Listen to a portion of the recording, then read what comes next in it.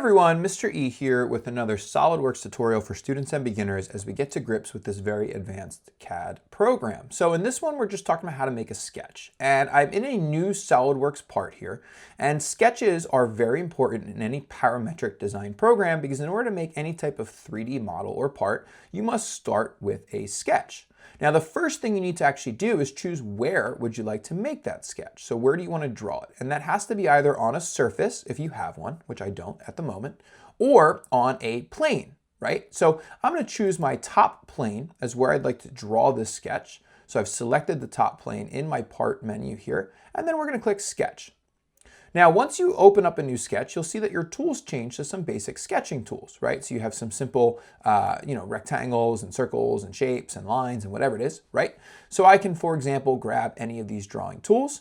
You'll also notice that underneath these tools are typically multiple options. So the default is corner rectangle, but under that I have center rectangle, 3-point, parallelogram, etc.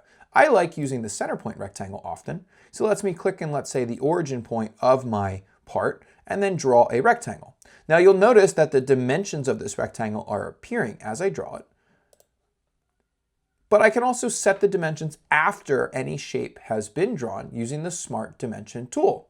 So if I click Smart Dimension, I can click on any side of my rectangle, and let's set this to be, let's say, 2 by 3.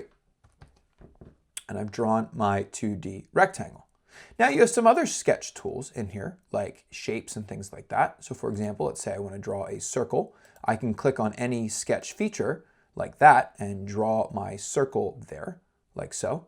You also have a trim tool. So if you'd like to trim any overlapping features, you have the ability to do so. So you have different trim options, like trimming to a corner, or trimming away the inside, or trimming away the outside, or trimming away closest, right? And you'll notice that that changes what I'm trimming. So this will actually trim, power trim will trim this whole shape. If I go trim to corner, you see it'll trim up to a specific corner of a shape, so like a side. If I do trim closest, you'll see it actually lets me select just individual features to create merge shapes as we go there. So lots of different sketch tools. Then you have some other things like, for example, the sketch fillet. So if you want to round the corner of a shape, you have the ability to do that. And I can adjust the fillet, and I can also click on multiple corners at the same time to do some sketch fillets there. And I can confirm that to give me my sketch profile. So there we go. So we have a 2D sketch profile here.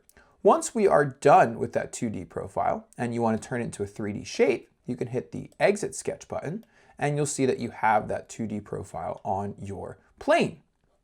Now you have to turn that into a 3D object. And more often than not, you'll probably use Extrude, right?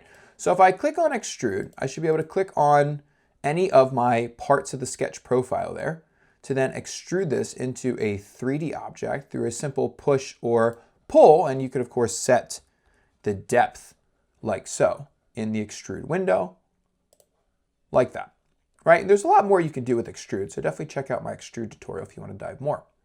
Now, once you have this 3D shape, there's a lot of things you could do. Let's say you wanted to hollow it out. You could use the shell tool to click, and if I do show preview, you'll see that this will shell out that shape, which is kind of super simple. You can also create a sketch on any flat surface. So if I wanted to, let's say, draw a hole pattern in here, I can actually click in my part and then make a new sketch. So now I'm drawing on this inner shell. And let's say I wanted to create a hole pattern. I could, draw a circle, and I could set the dimension of that if I needed to. And let's say I want to cut that circle through. Well, extruding will pull it into a 3D object. Extruding cut will push it into a hole and cut through your part. So now you can see I just cut through the part there, like so. So sketching is an immensely powerful tool in SolidWorks whenever you're making your part, as it's how you can create a three-dimensional object. It's also how you can draw on your 3D parts to manipulate them even further. And in reality, to use any of these 3D tools, you really need to start with a basic sketch. If you ever want to go back and edit your sketch, you'll notice that the sketches disappear once you've applied some type of 3D effect or profile to them.